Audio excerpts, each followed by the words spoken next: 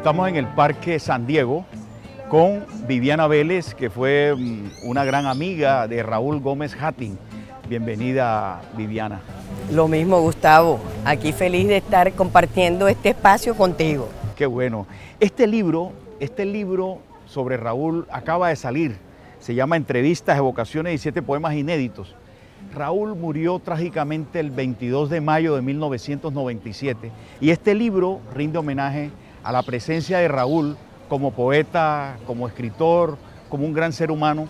Y me gustaría que nos contaras cómo era Raúl, que tuviste ese privilegio de retratarlo para su libro Hijos del Tiempo, pero además fuiste bastante amiga de Raúl.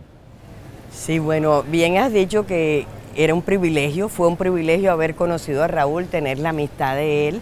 Pues me parece que era un hombre de una calidad humana excepcional. Ayer decía yo que fue un monje. Sí. Y mira, aquí estamos. Los amigos de Raúl, todos clamaban de que este era el parque de Raúl. Curiosamente, cuando murió Raúl, varias instituciones se unieron para hacer esta placa con la firma de Raúl. Es un poema de Raúl. Me gustaría que lo leyeras, Viviana. Pájaros hay que habitan árboles, venidos del paraíso.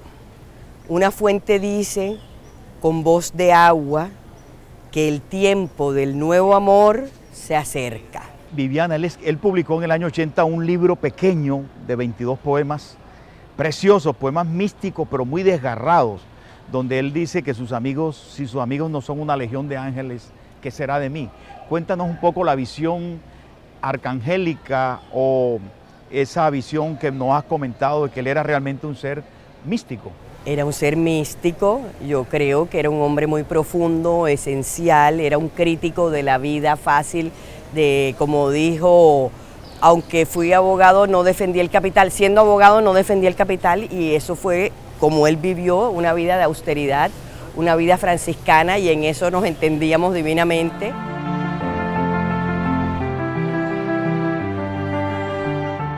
Viviana, quisiera que nos contaras un poco cómo fue la experiencia de retratar a Raúl para este libro fundamental que se llama Hijos del Tiempo.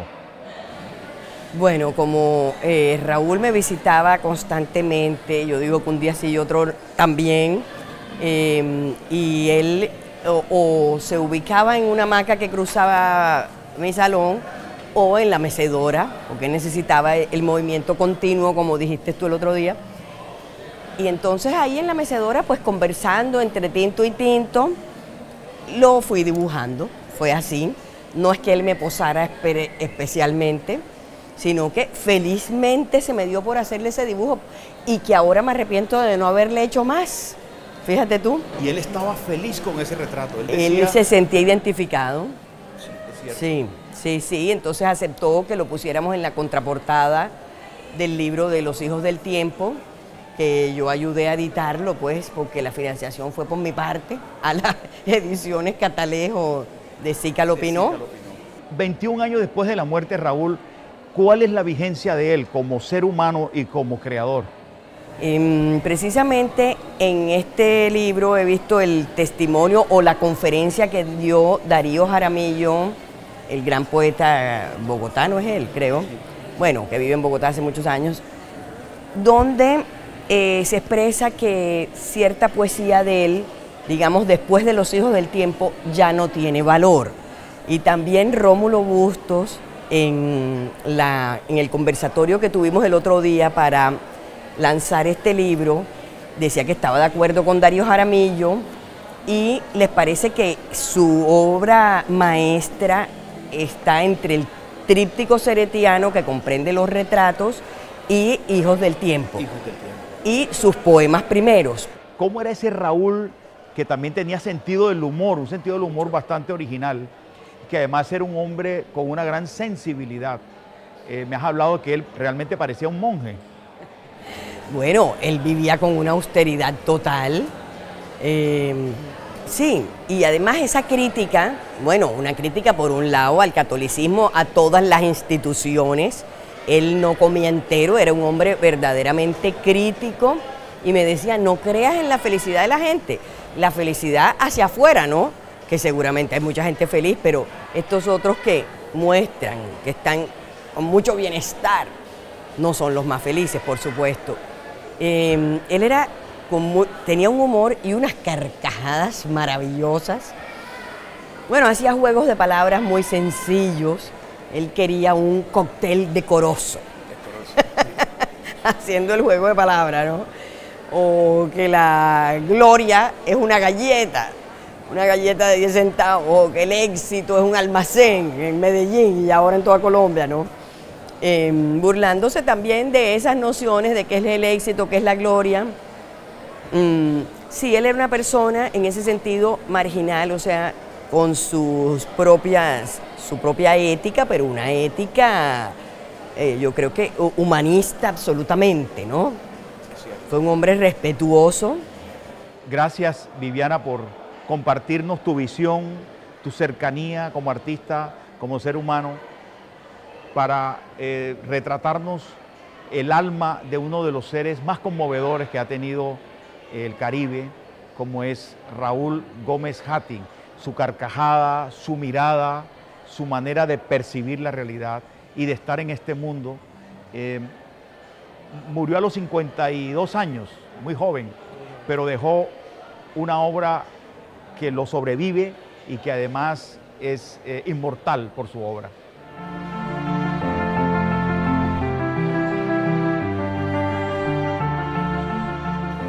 Estamos con Carlos Gómez.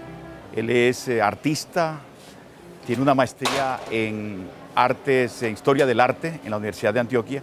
Está vinculado a Univac hace cerca de 20 años y además es sobrino del gran poeta Raúl Gómez Hating.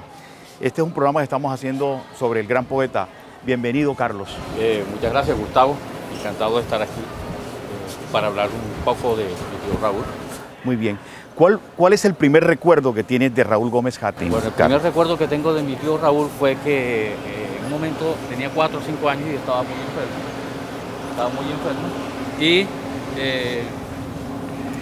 tuve la posibilidad de verlo por primera vez. Antes no lo había visto.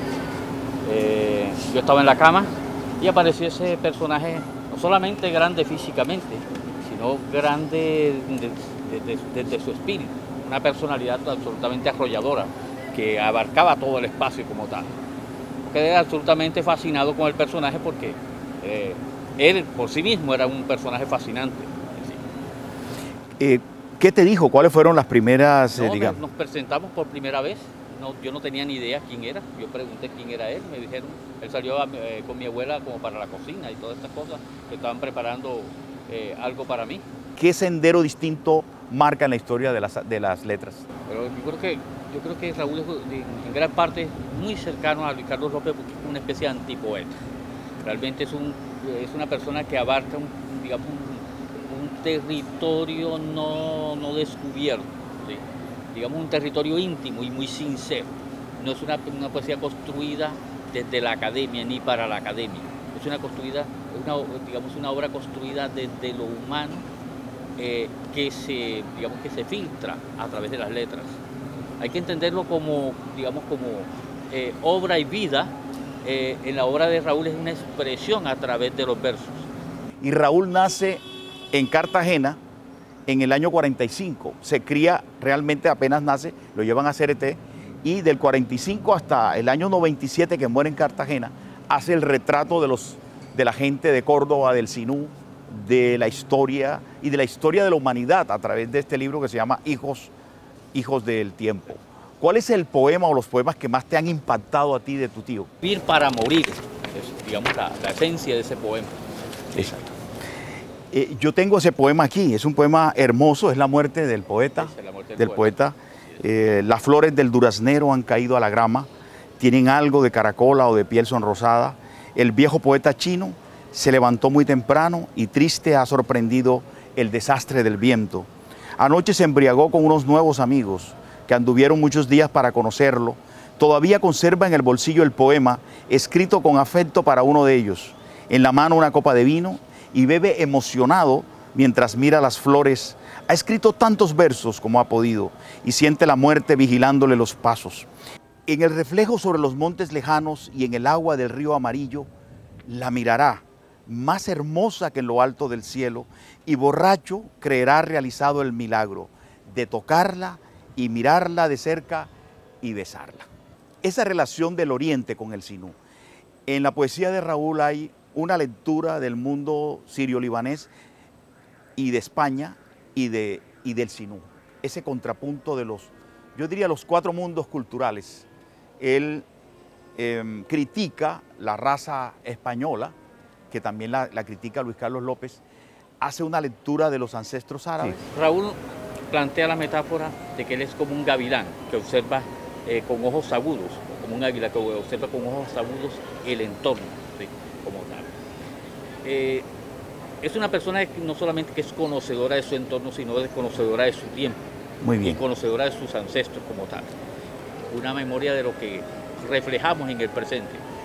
Muy bien. Lo recrea a través de sus poemas. Es fascinante la manera como Raúl ha humanizado el río como metáfora de vida y muerte, y al mismo tiempo él lo ve como un ser humano, pero también la garza sinuana frágil.